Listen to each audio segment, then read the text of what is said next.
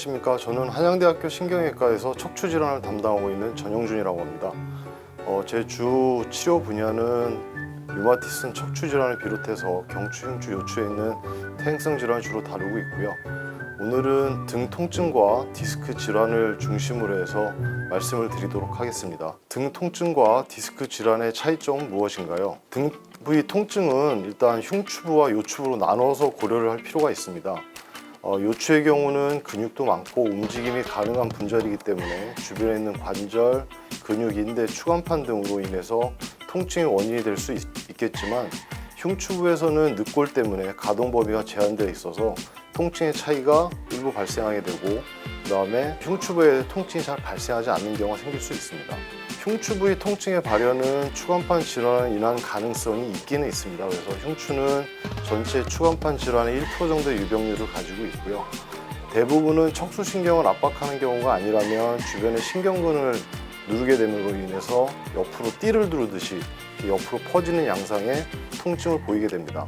다만 이제 흉추에 있는 경우에는 척추신경이 지나가는 부위다 보니까 대부분 그로 압박으로 통한 마비나 어떤 이런 신경학적 결손들이 나타날 수 있게 되어 있고요. 반면에 디스크는 척추뼈 사이에 섬유 연골로 둘러싸여진 원판 모양의 좀 부드러운 소프트한 조직입니다. 따라서 디스크 자체의 손상이나 이동으로 인해서 통증이 발생할 수는 있겠습니다. 등 통증과 디스크로 인한 통증을 구분한 방법은 무엇인가요?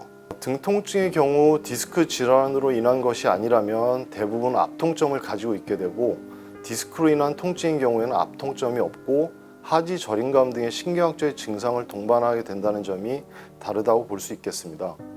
다만 명확한 구분을 위해서는 전문 의료진의 진단이 필요하고 임상 증상을 고려해서 필요한 경우 영상 검사를 꼭 봐야만 하겠고요.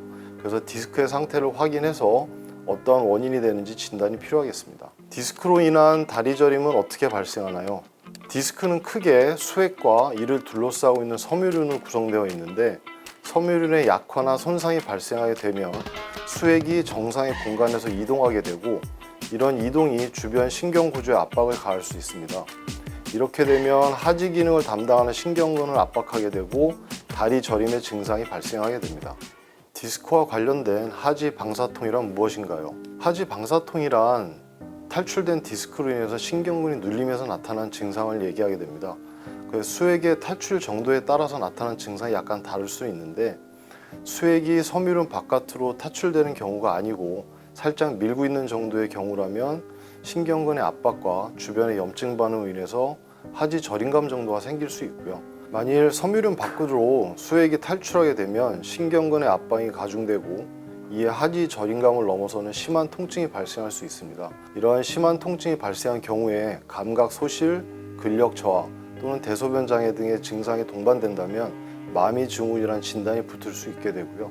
이러한 경우에는 응급수술이 필요한 경우에 해당하겠습니다. 디스크 치료를 위해 수술이 필요한 경우는 어떤 경우인가요?